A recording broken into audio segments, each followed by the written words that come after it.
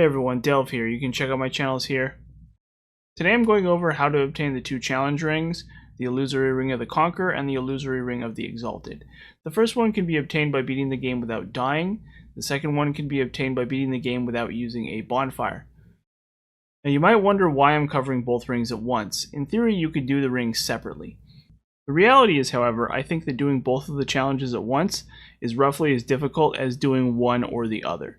The long and short of it is that a Deathless is going to be tough whether or not you use bonfires or not, and not using bonfires is annoying and impractical to accomplish if you die anyway. And if you're interested in obtaining one of the rings, you probably want both of the rings anyway, so for the collectors out there, it makes sense to have both of them on one character. This challenge is actually easier than it sounds, although it's hardly effortless. One way you could do it would be to do it on New Game Plus with a high level character who's already beaten the game. This is not at all a bad idea, especially with a really strong high level character. Unfortunately, this would also require a decent amount of preparation, and New Game Plus can actually be quite difficult since the damage enemies deal is quite a bit higher. You simply can't make yourself invincible, and if you die at all on a New Game Plus character, you either have to go to New Game Plus Plus, or that's a huge amount of effort down the drain. Assuming you did want to do this, probably a hex-based character would be the easiest way to do it, and you'd need to make sure you had farmed up plenty of spellcast restoring items alongside lots of other things. In any case, this guide is going to focus on New Game, just for the sake of time. You'll probably save time overdoing it in New Game Plus, even if it takes you a decent number of attempts to do it on New Game. Now to be clear, I'm not the first guy to do a guide for both rings in New Game, and my guide probably isn't that novel, although I do believe my route is different than any of the other routes I've seen on YouTube. If you're here looking for the super short version, my route is just Blue Moon Greatsword, Fire Longsword, and Light Crossbow, which opens you up to putting your stats into making yourself more durable. There are some downsides to this route, but those downsides are pretty easy to compensate for. The reality is that the Blue Moon Greatsword does solid damage while being extremely easy to acquire and upgrade, making it a better option than most weapons, especially any weapons which require Twinkling Titanite. It also requires no offensive stats, making it extremely potent in the second half of the game, since you should have solid defenses and therefore are much more difficult to kill. So we'll start with the game version. I did Skull of the First Sin, since there are a few extra NPC summons you can use if you want. In my opinion, this is really only useful in exactly one spot in the game, but it's still something you will have as an option. There are also a couple other treasure differences, so the location of certain items, and those are much more relevant. So I highly recommend Skull of the First Sin. I cannot possibly recommend regular Dark Souls 2 for this. As for starting class, I recommend Warrior. The class starts with offensive stats which are sufficient for the rest of the game. For starting gift, the best choice is Healing Wares. The extra life gems are simply more useful than any of the other options. You could maybe get away with something different, but I don't really see a compelling reason to do that. Before we get started with the route proper, a few ideas that I think are pretty crucial. Firstly, the game is littered with free souls and life gems, so you want to pick up the majority of the easy treasure you see as you go. Another thing is that for most areas, going slow is the right idea. You want to have a consistent strategy for most areas, and you want to execute those in a not rushed pace, right? So for a speedrun, going fast is always the right idea, but the level of execution required to do that for most areas is extremely intensive. So I personally think it very rarely makes sense to do speedrun strats, although there certainly are a few areas that you can do pretty fast consistently. So I'll mention it in those areas. I'll try to mention good items and how most areas should be handled, but you will yourself probably need a good amount of game knowledge to be able to complete this challenge. The last advice before we get started is to make sure you remind yourself to not rest at bonfires. Obviously you won't get one of the rings if you do, but additionally don't accidentally light a bonfire either, since you'll then be teleported to that bonfire whenever you homeward bone. Getting started with the run, the first thing you'll probably want to do in Things Betwixt is open up the ladder to Dino and Tillo's Nest. This is really useful because it can be used to rapidly break your weapons. This can be useful in some scenarios, but it's probably not actually necessary using my route, since I recommend acquiring every repair powder in the game. But something that could come in handy in some scenarios, and I did it several times throughout my run, so assuming you want to skip using some of those repair powders, you could go ahead and do this. But it's important to note that if you do get all of the repair powders, that's probably enough that you don't ever have to do this. Arriving in Majula, you'll want to grab the Morning Star and all the other treasure, and then light the bonfire but not rest at it. This will allow you to teleport back to Majula using Homeward Bones, which is quite useful. The Morning Star will be useful for the next step, which is killing 3 different NPCs. You want to start by killing Malin since he drops the Seldora set. This will give you extra souls for each enemy killed, which is quite useful. There is a reason not to do this, because Malin can also sell the Alva set, which is an extremely good armor set that has both good defenses and is extremely light. But the scariest part of this run is the beginning, because of how weak a low-level character is. So the extra souls almost certainly outweighs the usefulness of the Alva set. The next NPC you'll want to kill is Crestfallen Soldan, after joining his covenant for the ring. Not only is he pretty easy to kill, he also drops the Ring of Steel Protection, and after having done this challenge, I now firmly believe that this is the strongest ring in the entire game, as 90% of enemy attacks are reduced by the physical defense this ring offers. Speaking of overpowered rings, I keep forgetting to mention the Ring of Binding, which is arguably even better, but that will be useless in this run. I keep forgetting to mention it. It's the most equipped ring that I've ever used in probably any Souls game, so I'm mentioning it now, even though it's basically off topic. I sort of just took it for granted in all of my other guide videos, so if you're familiar with those videos, add the Ring of Binding onto them too. I kind of just forgot to mention it. Anyway, the next NPC to kill is Benhart of Jugo. The downside to killing Benhart is that there are a few bosses towards the end of the game you could summon him for. Unfortunately for him, he drops the Blue Moon Greatsword, which is the weapon I recommend using for the rest of the run. The main downside to this weapon is its durability, but there's plenty of items in the game to make this a non-issue if you know where to look. If you started as a warrior, you'll even be able to two-hand it right from the get-go, and this means you won't have to bother increasing any of your offensive stats. In my opinion, this is simply the best weapon in the game for this challenge, since it's easy to obtain, easy to upgrade, and does great damage with absurdly low stats. You will almost certainly need some other weapons to support it, which we'll acquire in the Forest of Fallen Giants. The first one of those is the Fire Longsword, which can be obtained in a metal chest by dropping down into the area in front of the door to the Cardinal Tower Bonfire. If you're doing this challenge, you should know where that is. This is another great weapon for this run. The longsword itself has a really useful thrust attack on the R2, and the fire infusion is really nice for a low stat character as well. The main downside to the weapon is that the damage will be a little on the low side by the end of the game. But this is certainly a weapon that could easily carry you through the entire game as well if you wanted, although there's a couple bosses it's a little bit bad for. The main use for this weapon is to make up for the fragility of the Blue Moon Greatsword, and this is the weapon you're probably going to use to kill most of the basic enemies as you go through the early part of this game. After you have that squared away, make sure to talk to Melentia, and I recommend buying at least some life gems, possibly a Pharos' Lockstone. You want to exhaust her dialogue so she moves to Majula, and you also want to spend 10,000 souls with her as soon as possible, primarily on life gems so you can get the coveted Silver Serpent Ring as quickly as possible. Also, in the room above the Cardinal Tower Bonfire is a Crystal Lizard and a chest containing a repair powder. From here, you'll want to make sure you talk to Kale and get the mansion key, and go up the ladder to the Pursuer's platform, grabbing both the Estus shard and the repair powder.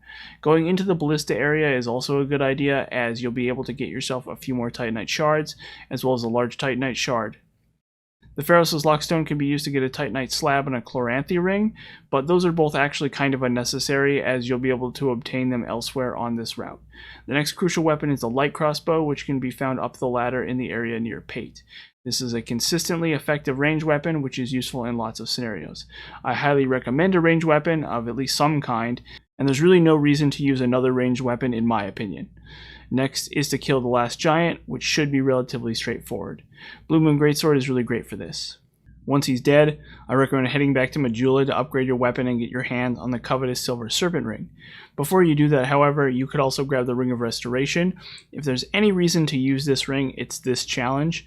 Once you've raided the mansion, you should probably get your swords to +3, both of them. You can upgrade the crossbow later.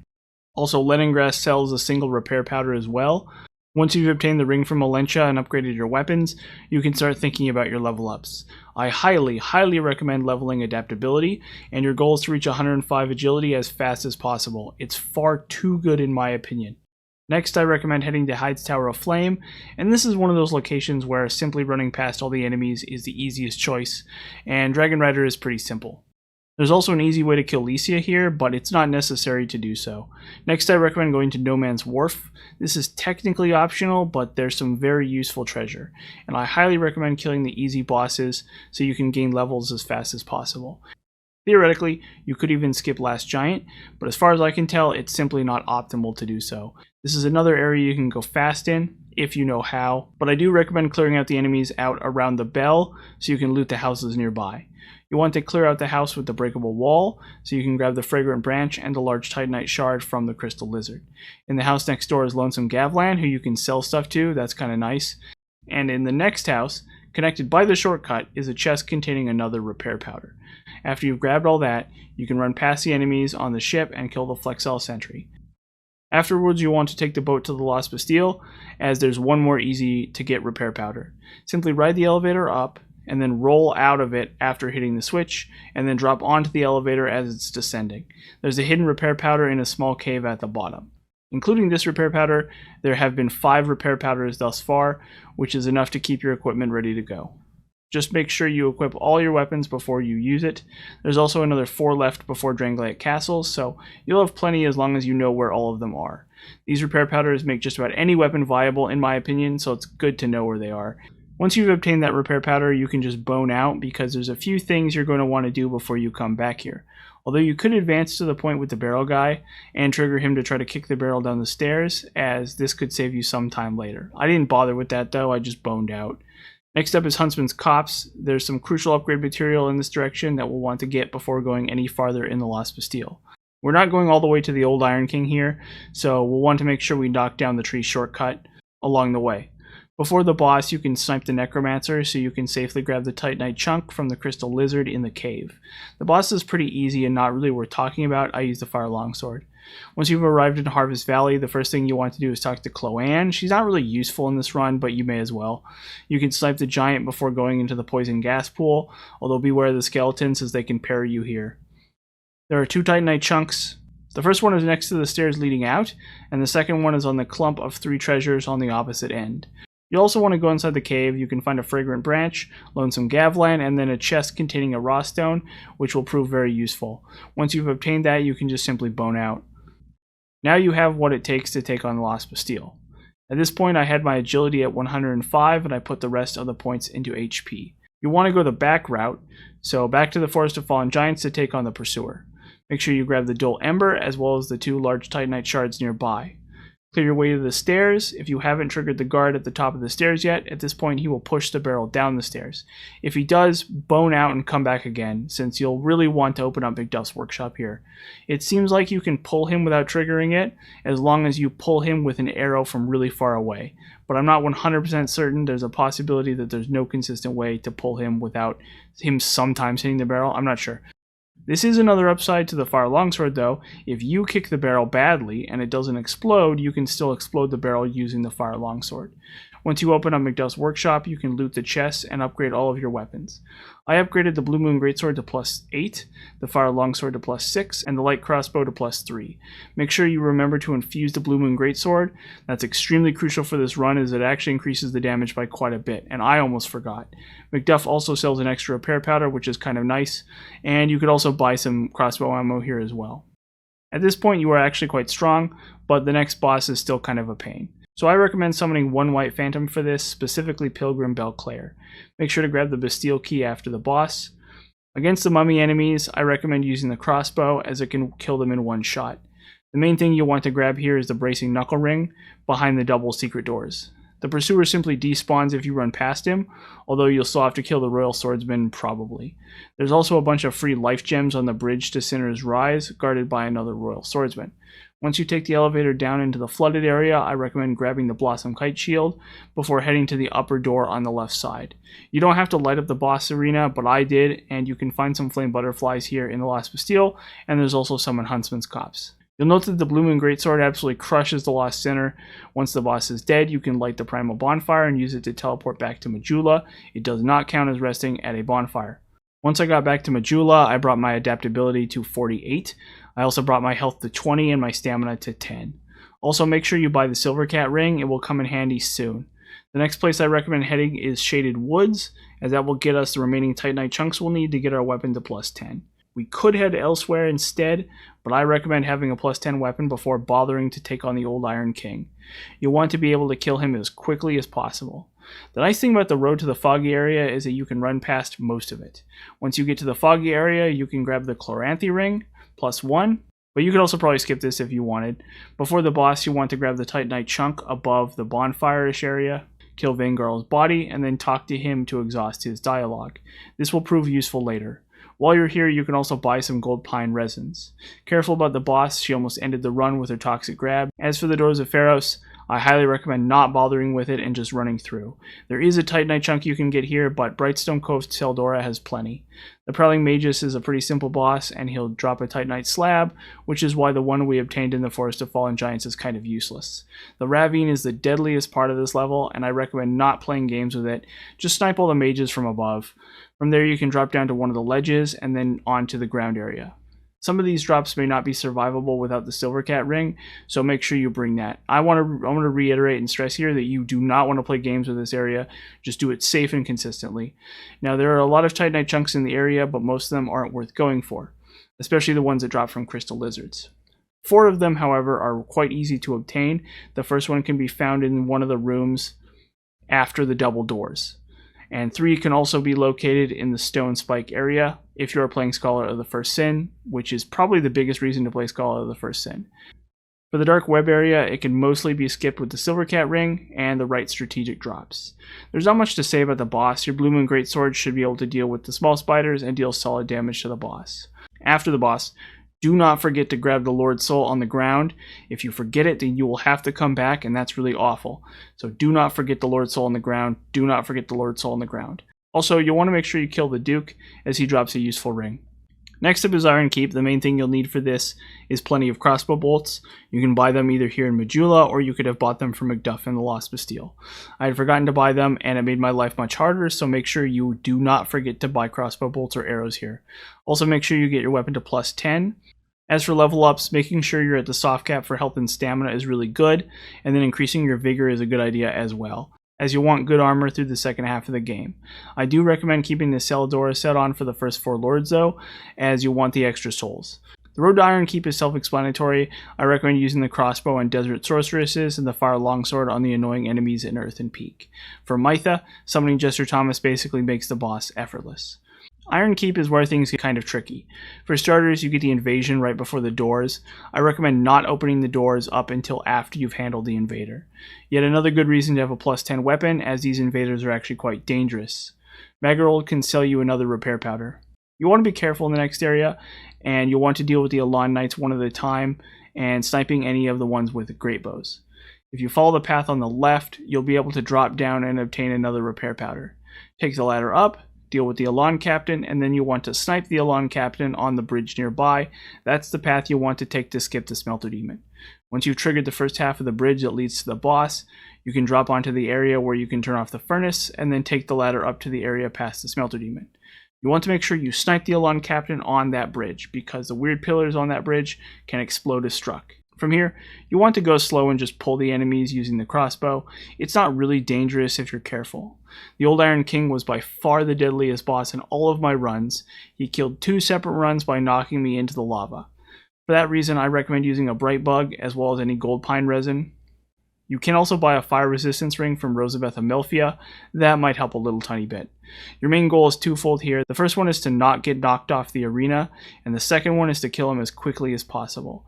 I highly recommend being familiar with the strategies for this boss, such as hanging out near the exit door to dodge the breath attacks and so forth, and then attacking him when he tries to use the laser. Killing him quickly will solve most of the problems with the boss's positioning, because if he starts going under the lava and coming back up from under the lava, it can just be a huge pain. So I just would try to avoid that as much as possible and just deal as much damage to him as you can. So even though the boss loves to kill runs, I still think it doesn't make sense to try to come here any sooner, because killing him fast really only makes sense with like an infused weapon and plus 10 and all that stuff. But once you've killed Iron King, that was the hardest part for the run for me, so it's probably downhill from here. Next up is the Rotten, and this is another scary spot in the run. You'll want to start by making sure you have the Silvercat ring, and then you'll want to buy the biggest ladder from Gilligan. This is one of the scariest parts of the run, since once you get to the bottom of the ladder, you have to roll onto the next platform, and then from there you can drop down to the entrance to the gutter. There are some more mummy enemies here from the Lost Bastille, and you'll probably want to hit these with a crossbow. Now the gutter isn't actually so bad. There's a really consistent path through it, and you can take out at least one of the dogs with a crossbow from above. As usual, your biggest threat here is gravity. although there are 2 mummy enemies, including one on the main path, so be ready for that.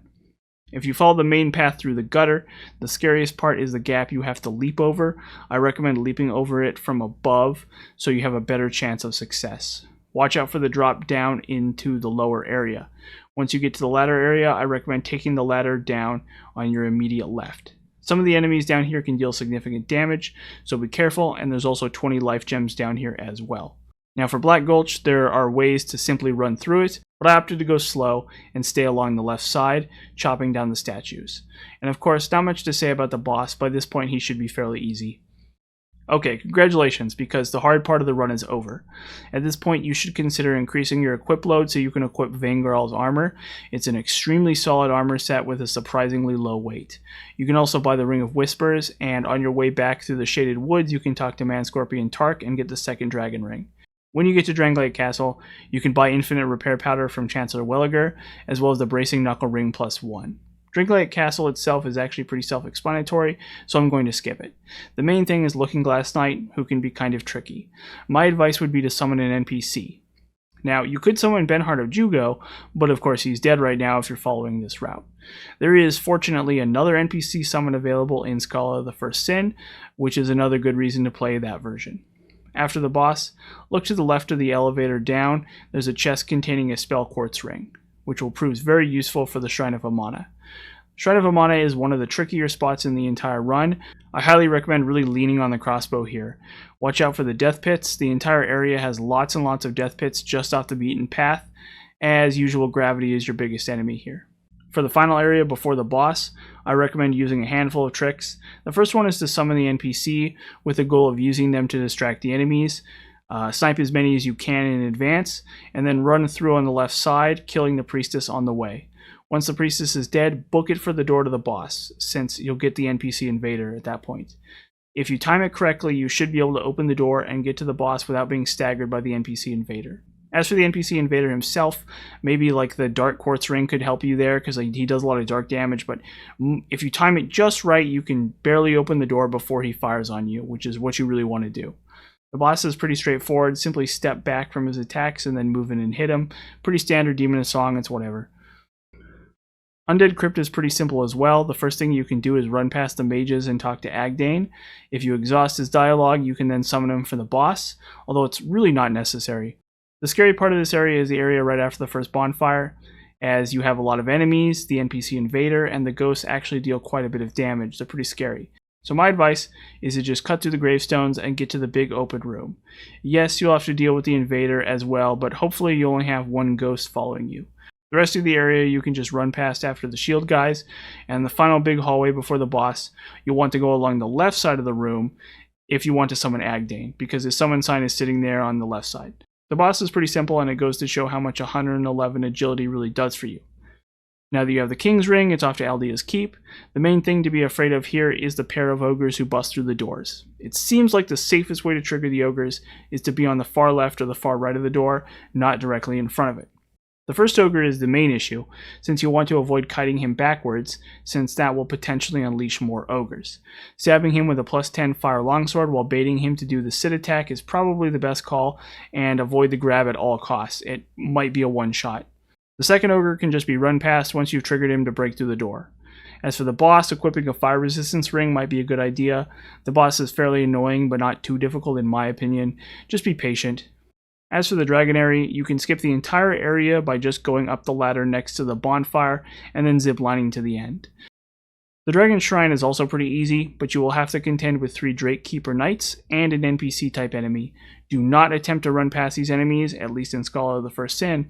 It will aggro all the random bowing NPCs nearby. The first one can be easily taken out in melee, and the next 2 you'll want to snipe with your crossbow. The NPC is pretty simple too, just standard, hit him with the Blue Moon, Greatsword, etc. Okay, we're basically done.